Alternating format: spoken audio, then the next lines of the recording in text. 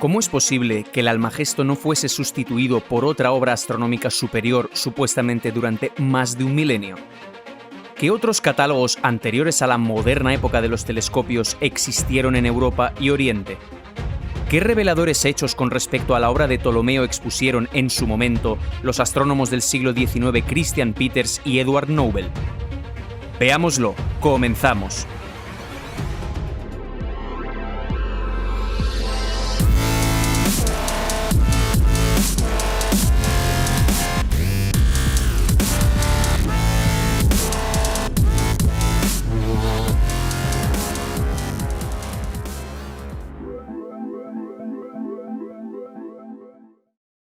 Hola alumnos de Scaligree Petavius, ¿preparados para desaprender y reaprender?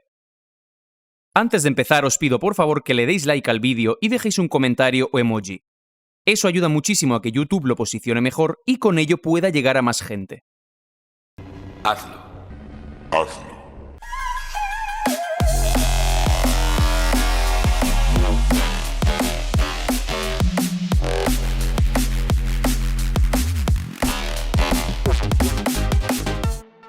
Como expliqué en los últimos vídeos de esta serie, el equipo del proyecto científico Nueva Cronología desarrolló un método de análisis estadístico y datación de catálogos estelares, que aplicó al catálogo estelar del celebérrimo Almagesto de Claudio Ptolomeo, que supuestamente vivió en el siglo II después de Cristo, según la cronología scaligeriana. Si todavía no sabéis qué es eso de cronología scaligeriana, aquí tenéis el vídeo en el que introduzco brevemente el tema.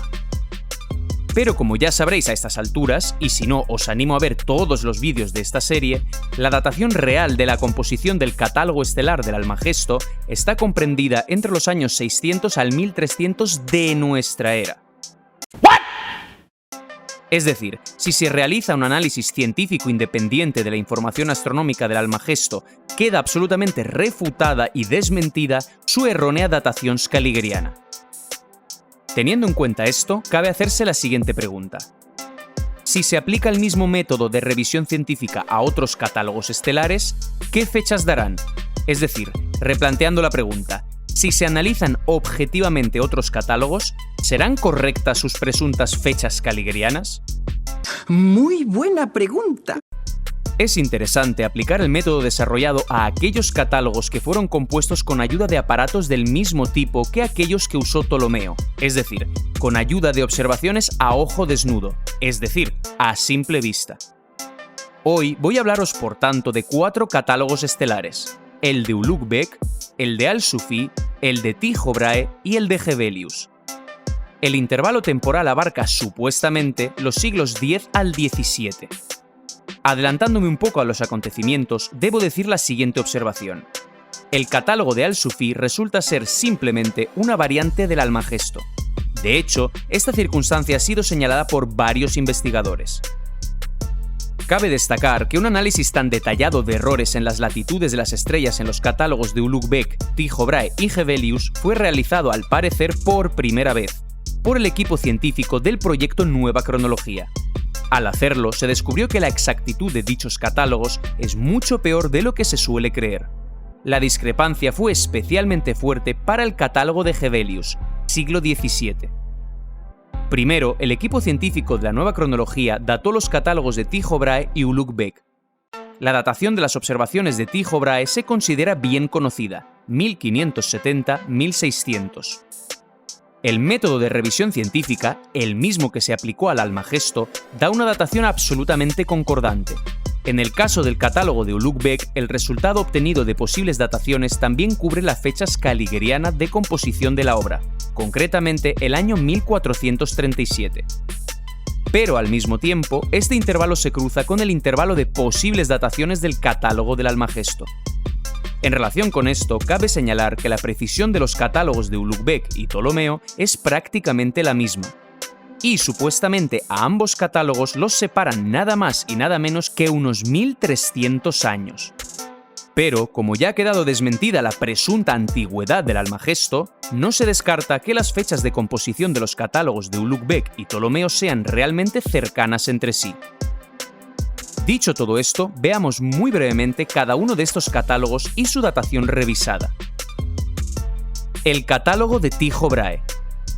Para el análisis se usó la edición de 1628 perteneciente a Johannes Kepler.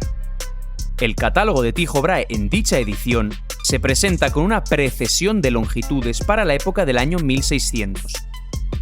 La estructura del catálogo es la misma que la de Ptolomeo. Coincide incluso el orden de enumeración de las constelaciones, a excepción de unas pocas. El número total de estrellas en el catálogo de Tycho Brahe es de 1005. El diseño básico de los instrumentos astronómicos utilizados por él es el mismo que el de los instrumentos descritos por Ptolomeo. Por eso, a pesar de numerosos perfeccionamientos y la alta precisión en la elaboración de sus aparatos, Tycho consiguió una precisión que, si bien fue mejor, seguía siendo comparable a la del Almagesto. El salto drástico en la precisión de las observaciones astronómicas tuvo lugar cuando se inventó el telescopio.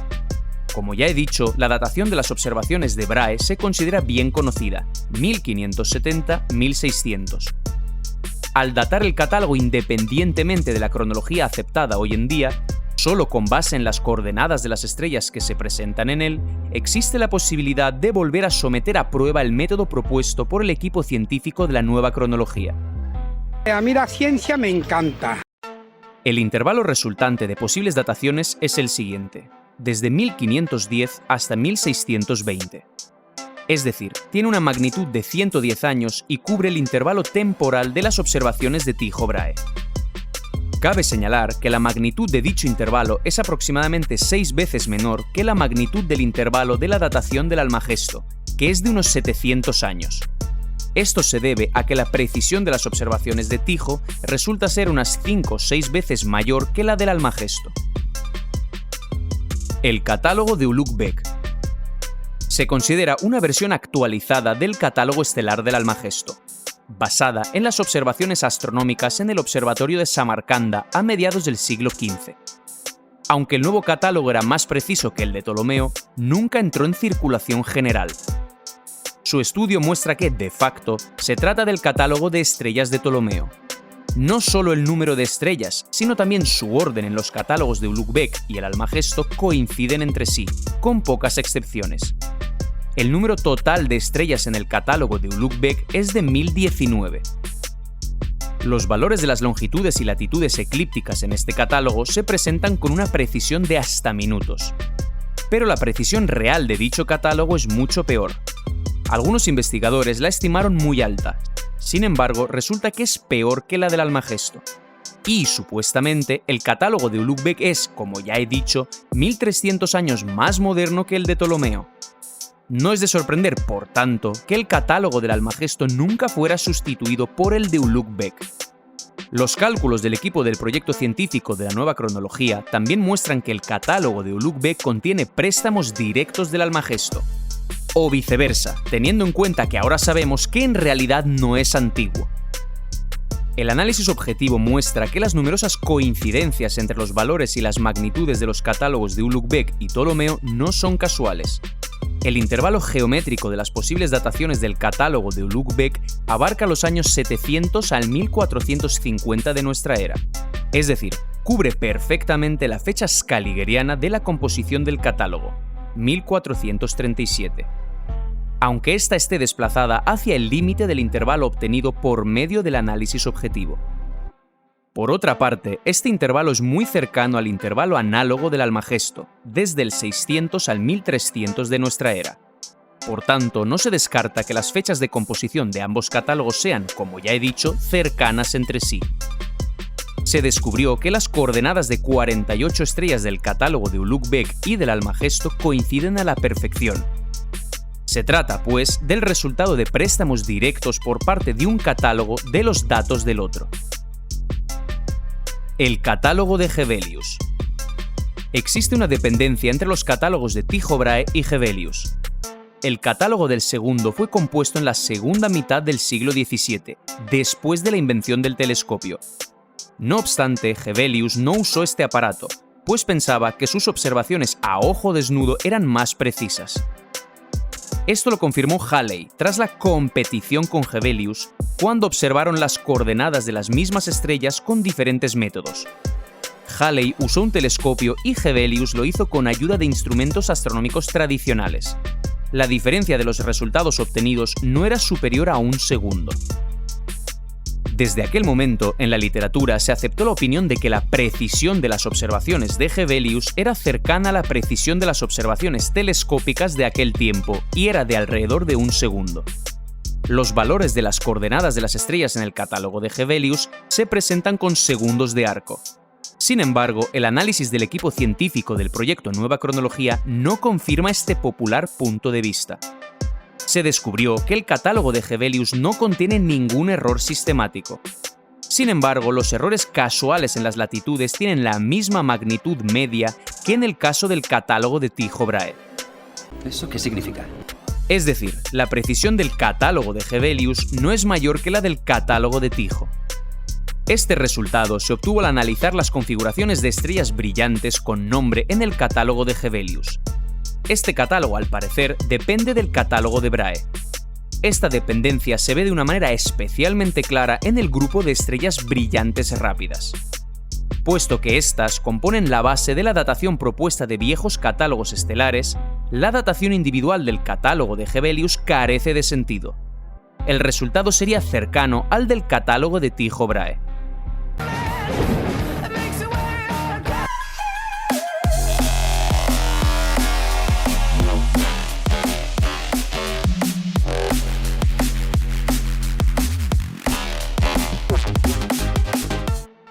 El catálogo de Al-Sufi. Se suele pensar que este catálogo lo compuso Al-Sufi con base en sus propias observaciones. El propio autor, en el prefacio de su catálogo, se opone a aquellos astrónomos que componen catálogos estelares sin observar estrellas reales, sino usando catálogos ya compuestos por eruditos predecesores y globos estelares. Sin embargo, al comparar las coordenadas de las estrellas que figuran en el Almagesto y en el catálogo de Al-Sufi, es más que evidente que el segundo es simplemente una de las muchas variantes del primero. El orden de numeración de las estrellas en ambos catálogos es idéntico. Las longitudes de todas las estrellas de Al-Sufi están aumentadas en 12 grados 42 minutos en comparación con el catálogo del Almagesto en su versión canónica, mientras que las latitudes de las estrellas no se diferencian en absoluto. Cabe señalar que el corrimiento de las longitudes con una misma constante, es decir, la reducción por precesión a otra época histórica, realmente está presente en algunas copias y ediciones impresas del Almagesto. Tal es, por ejemplo, el manuscrito número 11 de la lista presentada en la obra de los astrónomos Christian Heinrich Friedrich Peters, Albus Percival Wulfric Brian.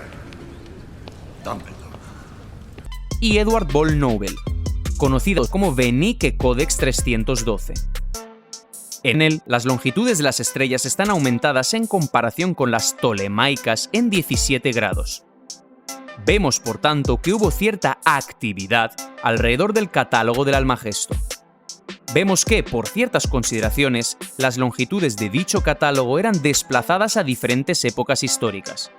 Probablemente los editores posteriores del Almagesto tenían diferentes puntos de vista acerca de a qué fecha debían desplazar el catálogo por medio de las longitudes, hasta que finalmente acordaron detenerse en la época de principios de nuestra era, según el cómputo scaligeriano. Si cuela y si no me la pela. Sería interesante analizar de nuevo las copias conservadas del Almagesto bajo este ángulo de visión crítico. Es más, resulta que en el manuscrito en latín del Almagesto, elaborado supuestamente en 1490, teniendo en cuenta la precesión, el copista añadió las longitudes de las estrellas para la época de Adán, estableciéndolas para el año 3496 antes de nuestra era, y ajustó las longitudes hacia mediados del siglo XV de nuestra era. Hay que ver, menudo lío. De esta manera, el historiador scaligeriano puede perfectamente datar el Almagesto por la precesión de las longitudes de la antiquísima época de Adán, y estaría tremendamente equivocado. También se puede ver un corrimiento del catálogo del Almagesto por la precesión de las longitudes para la época del siglo XVI en la edición en latín del año 1537, realizada en la ciudad de Colonia. La comparación de las longitudes de las estrellas del catálogo de Al-Sufi con la versión canónica del catálogo del Almagesto mostró que solo en 53 estrellas de 1028 existen diferencias en latitudes. Tal cantidad de discrepancias es típica para las distintas copias del Almagesto. Además de esto, para 35 de estas 53 estrellas, las latitudes en el catálogo de Al-Sufi coinciden con las variantes de las latitudes en las copias del Almagesto investigadas por Peters y Nobel. De esta manera, el catálogo de Al-Sufi es simplemente una de tantas copias del catálogo del Almagesto. Cabe destacar que a esta misma conclusión ya había llegado en sus trabajos el astrónomo James Evans, pero lo hizo con base en otras consideraciones diferentes. El grupo de copias del Almagesto a las que más se acerca el catálogo de Al-Sufi está formado por manuscritos árabes que ascienden a un protógrafo común, la llamada traducción de Al-Mamun, es decir, una traducción del Almagesto hecha, como se piensa, bajo el gobierno de Al-Mamun, supuestamente en el siglo IX de nuestra era. Al parecer, el catálogo de Al-Sufi también debe ser atribuido a este grupo de copias del Almagesto. Peters y Nobel señalan que la traducción del árabe al francés del catálogo de Al-Sufi realizada por Hans Schellerup es simplemente el catálogo de Ptolomeo ajustado a otra época.